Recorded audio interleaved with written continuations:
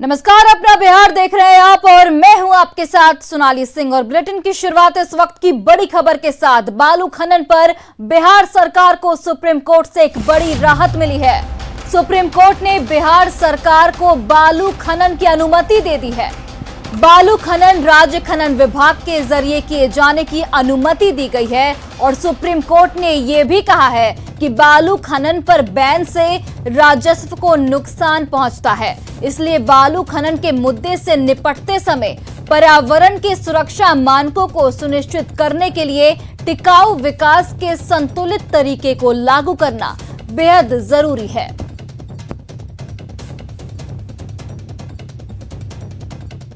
कई जिलों में अभी बालू के खनन पर रोक लगी हुई है।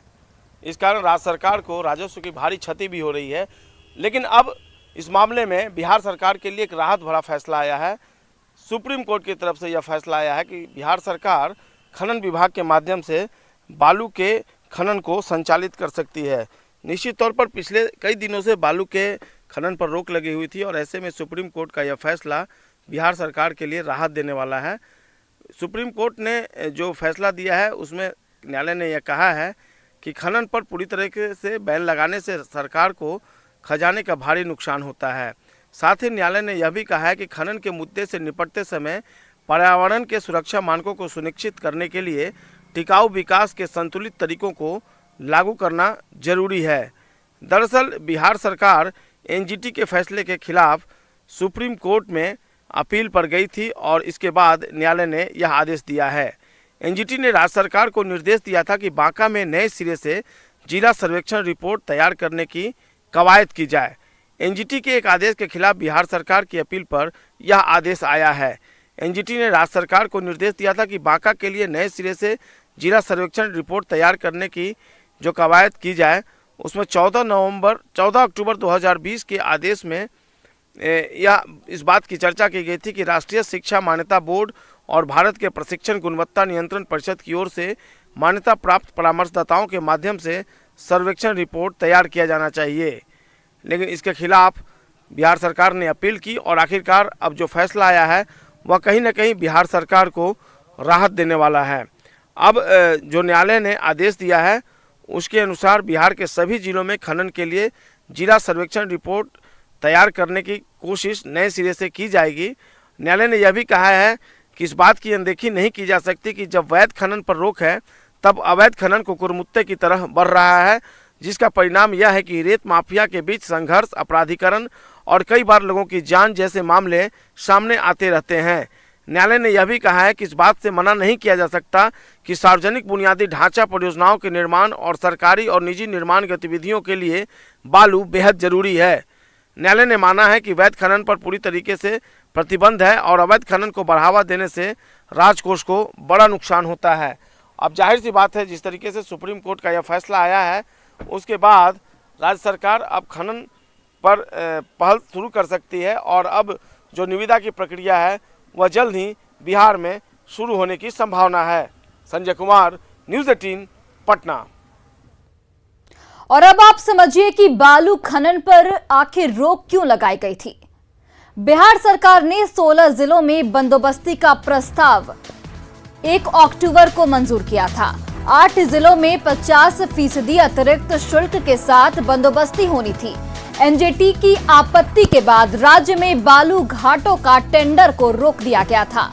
बालू खनन के लिए टेंडर की प्रक्रिया 8 जिलों में चल रही थी, लेकिन एनजीटी के आदेश के बाद सरकार ने फिलहाल इस पर अंतिम रोक लगा दी थी। लेकिन कोर्ट का फैसला आने के बाद अब इस पर आगे बंदोबस्ती की प्रक्रिया पूरी की जाएगी। अब सुप्रीम कोर्ट ने बिहार में बालू खनन पर लगी रोक को हटाने का निर्देश दे दिया है।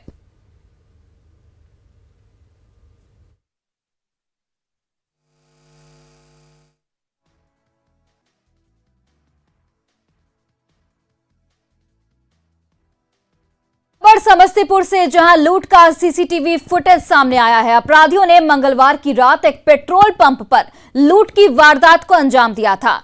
घटना मुफस्सिल थाना क्षेत्र के मोहनपुर चंदा की है। तस्वीरों में साफ देखा जा रहा है कि अपराधी पेट्रोल पंप पर पहुंचते हैं और वहां मौजूद कर्मचारियों से मारपीट के बाद रुपए लूट लेते हैं। लूट के बाद सभी अपराधी फरार हो गए। पुलिस अभी तक इस मामले में किसी की गिरफ्तारी नहीं कर पाई है, लेकिन पुलिस का साफ तौर पर कहना है कि जल्द ही गिरफ्तारी की जाएगी।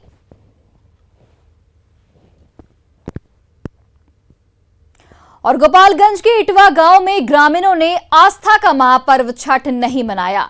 दरअसल बंकी खाल पंचायत के इटवा गांव में 3 नवंबर को पंचायत चुनाव के वोटिंग के दौरान मतदान केंद्र पर गड़बड़ी के अफवाह में ग्रामीणों ने पुलिस टीम पर हमला किया था, जिसके बाद पुलिस टीम पर लोगों की पिटाई का आरोप लगा है। पुलिस पर घर में घुसकर ग्रामीणों की पिटाई का आरोप है। साथ ही पुलिस पर हमला के आरोप में 18 लोगों को जेल भी भेजा गया है। पुलिस की पिटाई का वीडियो भी वायरल हो रहा है।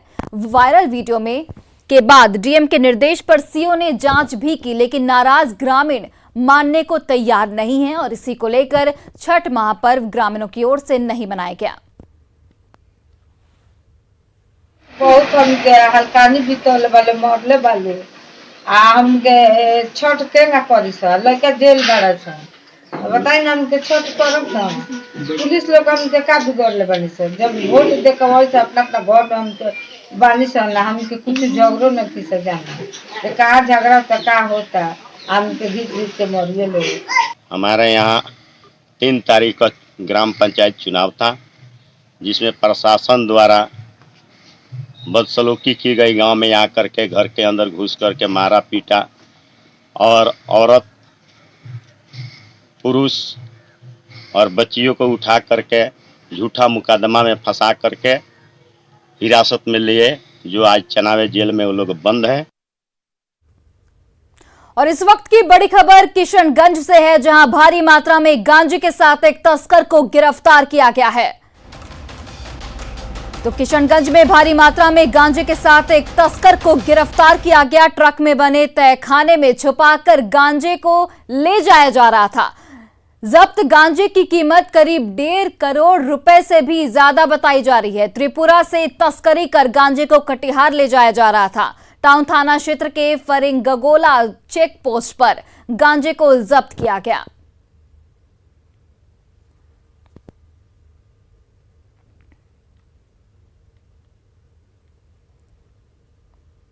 और इस वक्त की बड़ी खबर बांका से, जहां चुनाव हारने पर पूर्व जिला पार्षद ने मारपीट की है।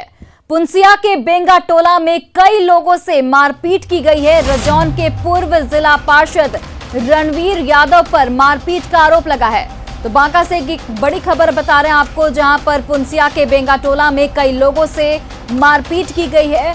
रजौन के पूर्व जिला पार्षद रणवीर यादव पर इस मारपीट का आरोप लगा है और मारपीट से गुस्साए लोगों ने भागलपुर दुमका रोड को जाम कर दिया है। रजौन थाने के रणवीर यादव के खिलाफ लिखित शिकायत भी दी गई है। और बांका से हमारे सहयोगी नागेंद्र द्विवेदी फोन लाइन पर जुड़ गए हैं। नागेंद्र, इस वक्त किस तरीके की परिस्थिति वहां पर देखने को मिल रही है? क्या जाम को पुलिस के द्वारा हटाया गया है? देखिए, फिलहाल जाम तो हट गई है, लेकिन रजौन प्रखंड में दूसरे चरण में चुनाव होने के बाद से और वहां के जो जिला पार्षद रणवीर यादव की हार हुई थी, हार के बाद से वो रोज का उनका ये जरिया बन गया है कि जो लोग उनको वोट नहीं दिया है बुला बुलाकर कोड़े से मारते हैं। आज भी बेंगा टोला के कुछ लोगों को बुलाकर एक पुंसिया टोला में सरकारी विश्वमान भवन है, जिसको बताया जाता है कि अवैध रूप से उनके द्वारा कब्जा किया गया है, उसमें बंद करके कुछ लोगों को मारपीट की गई है। और मारपीट की खबर जैसे बेंगा टोला के लोगों को लगा, कम से कम 2 से 3 घंटे भागलपुर दुमका मुख्य मार्ग को जाम किया। काफी मशक्कत के बाद वो जाम तो टूटी, लेकिन उन लोगों ने लिखित शिकायत की और लिखित शिकायत में उन लोगों ने खुलेआम आरोप लगाया है कि बारी बारी से लोगों को बुलाकर रणवीर यादव और उनके गुर्गे के द्वारा पिटाई की जाती है। बस कारण यही है कि तुमने वोट नहीं दिया। वोट नहीं देने को लेकर लोगों का लगातार पिटाई हो रही है और आज भी वही चीज हुआ है। नागेंद्र, तो आखिर पुलिस गिरफ्तार क्यों नहीं कर रही है पूर्व जिला पार्षद को? देखिए, हमारी बात हुई पुलिस पदाधिकारी से, उनका साफ कहना है कि अब तक जो मारपीट होती थी उसके बारे में कोई सूचना अब तक लोगों के द्वारा नहीं दी गई थी। आज ये सूचना मिली है और लोगों का जब आक्रोश हुआ और सड़क जाम हुआ तो ये जानकारी मिली है। और पुलिस का साफ कहना है कि लिखित शिकायत मिली है, उस पर कार्रवाई करते हुए जो भी दोषी होंगे उनकी गिरफ्तारी की जाएगी। चलिए नागेंद्र, बहुत बहुत धन्यवाद तमाम जानकारियों के लिए।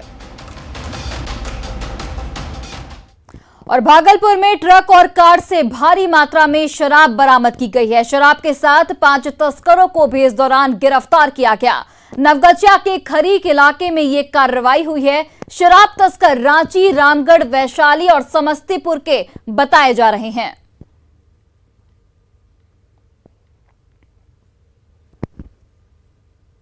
और अगली खबर सहरसा से, जहां छठ पूजा के दौरान ऑर्केस्ट्रा प्रोग्राम में फायरिंग का एक वीडियो तेजी से वायरल हो रहा है। इस वीडियो में साफ तौर पर देखा जा सकता है कि स्टेज पर डांस कर रही नर्तकी के बेहद करीब से फायरिंग की जा रही है। फायरिंग कर रहा युवक बेखौफ होकर एक के बाद एक फायरिंग करता जा रहा है। तस्वीरें बैजनाथपुर थाना क्षेत्र के गम्हरिया वार्ड नंबर 8 की बताई जा रही है। वीडियो के वायरल होने पर पुलिस मामले की जांच में जुट गई है। हालांकि न्यूज़ 18 इस वायरल वीडियो की पुष्टि नहीं करता है।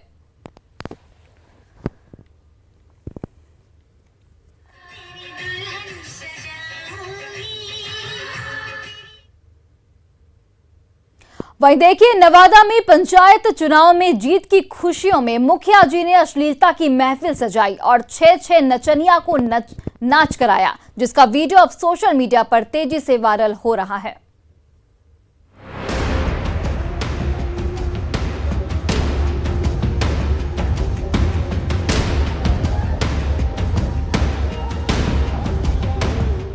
मौका मुखिया की मलाईदार कुर्सी मिलने का है और स्टेज सांस्कृतिक संध्या का है, लेकिन जीत की खुमारी में खोए मुखिया जी जश्न के नाम पर नचनिया का नाच करा रहे हैं। वो भी एक नहीं, 2 नहीं, 6 नचनिया सजे धजे मंच पर ठुमके लगा रही हैं और मनोरंजन के नाम पर ग्रामीणों के सामने खुलेआम अश्लीलता परोस रही हैं।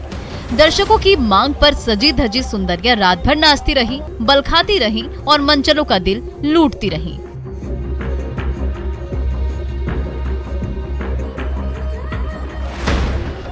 ये वायरल वीडियो है पकरी बरावा और कोनंदपुर पंचायत का, जहां नव निर्वाचित मुखिया रंजीत सिन्हा ने जीत की खुशी में ऐसा तमाशा खड़ा किया जहां सारी मर्यादाएं टूट गई। संस्कृति के नाम पर मजाक हुआ और अश्लील गानों की धुन पर ऑर्केस्ट्रा गर्ल्स की टोली ठुमके लगाती रही। डीजे पर कान फोड़ू शोर गूंजता रहा और उसकी शोर में नाचती गाती सुंदरियों को देखने के लिए ग्रामीणों की भीड़ रात भर स्टेज के सामने डटी रही।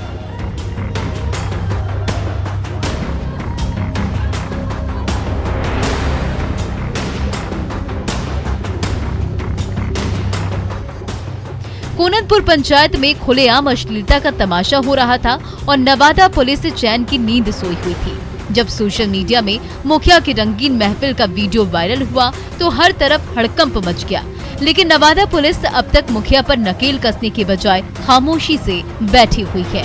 अनिल विशाल, न्यूज़ 18 नवादा।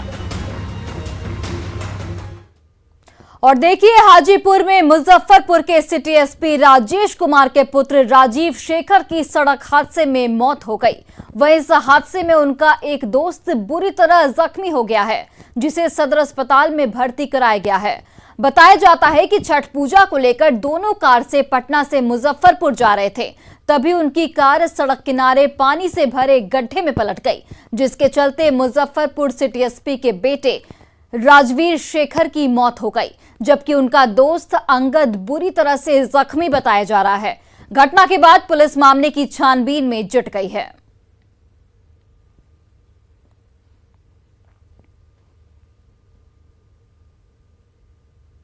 और मुजफ्फरपुर के सिटी एसपी राजेश कुमार के बेटे राजवीर शेखर की सड़क हादसे में मौत के बाद पानी में डूबे कार को क्रेन के जरिए बाहर निकाला गया है।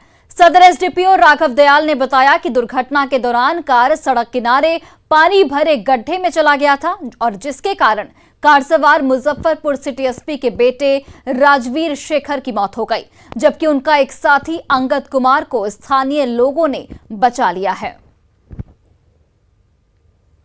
सदर थाना क्षेत्र में मुजफ्फरपुर रोड में एक 4 चक्का वाहन एक्सीडेंट किया था।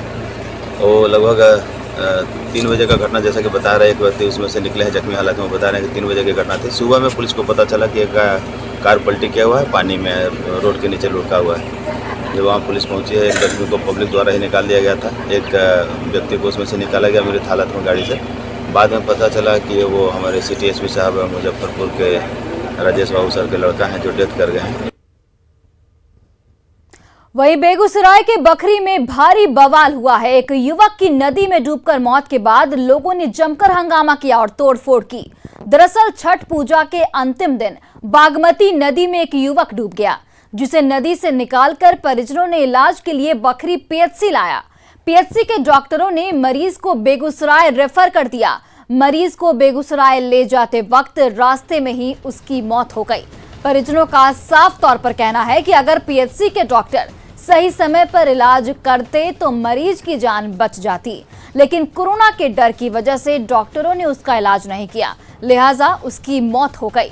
युवक की मौत के बाद नाराज लोगों ने बखरी पीएचसी में जमकर बवाल काटा। घटना बखरी थाना क्षेत्र के शकरपुरा गांव की है।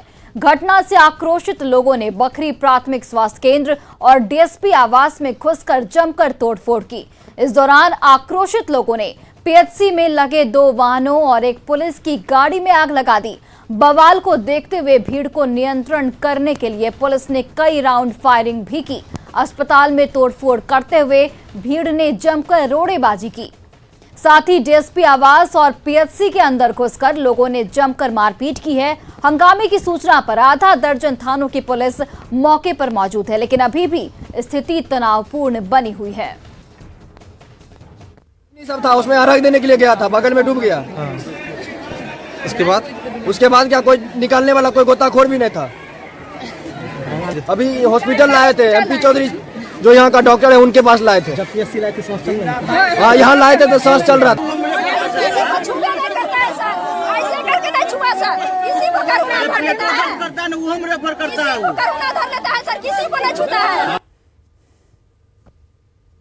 और देखिए बखरी में अब भी स्थिति तनावपूर्ण बनी हुई है। डीएम और एसपी ने मौके पर पहुंचकर लोगों को समझाया और न्याय का भरोसा दिलाया है।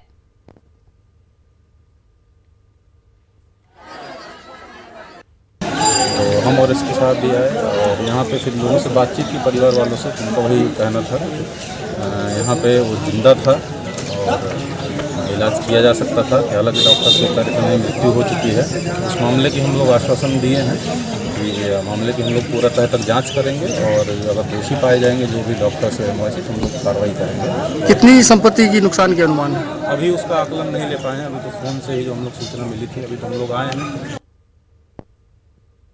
वहीं मुंगेर में 2 पड़ोसियों के बीच झगड़े में 4 लोग जख्मी हो गए हैं। मामला जमालपुर थाना के जगदीशपुर का है, जहां प्रकाश मंडल के बड़े बेटे सावन की 19 नवंबर को शादी है, जिसे लेकर पूरा परिवार दिल्ली से गांव आया था। लेकिन पड़ोसी के दीवार पर ईंट रखने को लेकर हुए विवाद में पड़ोसी चुनचुन ने प्रकाश मंडल और उनके बेटे सावन पर कुल्हाड़ी से हमला कर दिया। साथ ही घर में जमकर तोड़फोड़ करने का भी आरोप है, जिसका वीडियो अब वायरल हो रहा है। पीड़ित परिवार ने जमालपुर थाना में 4 लोगों के खिलाफ प्राथमिकी भी दर्ज कराई है। वहीं पुलिस ने एक आरोपी छोटू को गिरफ्तार भी इस पूरे मामले में कर लिया है। हमारे घर में शादी है 19 तारीख को हमारे बेटा का, और उसी में सफाई कर रहा था हमारे पति और हमारे बेटा जन्म था। उसके बाद आया वो कुल्हाड़ी से मारने उड़ने लगा, सबको घायल कर दिया। जितना हमारा घर में ऑप्शन था तेवर जेवर सब लेके गए, घर भी तोड़। और कटिहार में मनिहारी गंगा तट का स्वरूप जल्द ही बदलने वाला है। केंद्र और राज्य सरकार की पहल से बिहार झारखंड को जल मार्ग से जोड़ने वाले मनिहारी गंगा घाट का कायाकल्प होगा। डिप्टी सीएम तारकिशोर प्रसाद ने मनिहारी गंगा तट के निरीक्षण के बाद कहा है कि इस पर नमामि गंगे के तहत काम तो होगा ही, साथ ही और कई बिंदुओं पर भी काम किया जाएगा। देखिए, मनिहारी का में तो एक बहुत गंगा तट का और उस क्षेत्र का काफ़ी विकास की बड़ी संभावनाएं बनी है। रिवर फ्रंट विकसित होने जा रहा है, वहाँ सौदागिरी बनेगा, फिर 4 लेन बन रहा है, फिर मनिहारी में चिल्ड्रंस पार्क, सम्राट अशोक भवन और भी जो विकास के कई आयाम हैं वो सारे आयाम वहाँ धीरे धीरे अब दिखने शुरू हो जाएंगे। लोक आस्था का महापर्व छठ संपन्न हो गया है और इसी के साथ बिहार के बाहर काम करने वाले लोग आज से ही लौटने लगे हैं। इसका असर भी दिख रहा है। पटना एयरपोर्ट पर लौटने वालों की भीड़ उमड़ रही है। हालांकि घर लौटने के लिए लोगों को जल्दबाजी है। ऐसे में एयर टिकट के दाम भी बढ़ा दिए गए हैं। दिल्ली, मुंबई से लोग ज्यादातर जा रहे हैं। हालांकि घर लौटने के लिए लोगों को जल्दबाजी है। महाव्रत छठ अब संपन्न हो चुका है और वैसे लोगों की तादाद अब बढ़ गई है जो बिहार से बाहर लौटने लगे हैं। ये वैसे लोग हैं जो महाव्रत छठ में अपने घर पर आए थे, लेकिन अब कामकाज के लिए अब फिर से दूसरे प्रदेशों में जाने लगे हैं। अब ऐसे में पटना एयरपोर्ट की तस्वीर देखिए, यह जयप्रकाश नारायण इंटरनेशनल एयरपोर्ट की तस्वीर है, जहां पर भारी संख्या में वैसे लोग हैं जो अब अपने काम के लिए लौटने लगे हैं। छठ पूजा के बाद 13 और 14 नवंबर को पटना से वापसी का विमान किराया अब सबसे अधिक हो गया है। दिल्ली, मुंबई, कोलकाता और हैदराबाद के लिए 14 नवंबर को, जबकि अहमदाबाद के लिए 13 नवंबर को सबसे अधिक विमान किराया है। जहां तक चेन्नई और बेंगलुरु की बात है तो यहां दोनों दिन समान किराया है। दिल्ली, मुंबई, चेन्नई और बेंगलुरु का किराया बेस प्राइस से दोगुना, जबकि हैदराबाद और अहमदाबाद के लिए 3 गुना हो गया है। कोलकाता के लिए कामयाबी की कोई कहानी एक दिन में मुकम्मल नहीं होती, लेकिन ईमानदारी, लगन और सच्चा संघर्ष हो तो सफलता की कहानी एक दिन पूरी जरूर होती है। देश में श्वेत क्रांति यानी दूध क्रांति लाने वाले अमूल का सफर गुजरात के सिर्फ 2 गांव से शुरू हुआ था। 75 साल का हो चुका अमूल भी पूरे देश के साथ आजादी के अमृत महोत्सव की खुशियां मना रहा है। तो आइए आपको रूबरू करवाते हैं अमूल की सफलता के सुनहरे इतिहास से।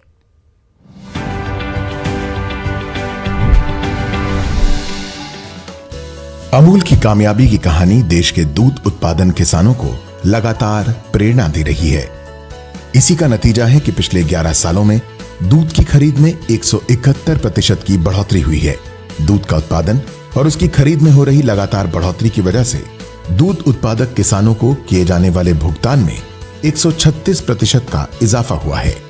इस तरह अमूल बन चुका है देश के किसानों की कूल कथा।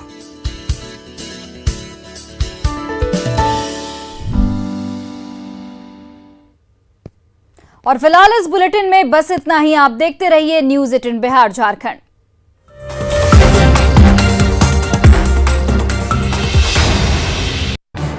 इस न्यूज हेडलाइंस के प्रायोजक